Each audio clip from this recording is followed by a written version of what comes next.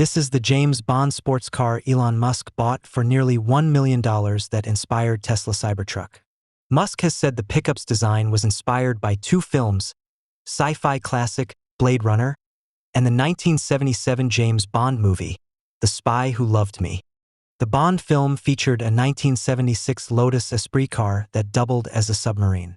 The billionaire tweeted a clip of the film on Thursday, noting that the Cybertruck's design was influenced partly by the car in the movie.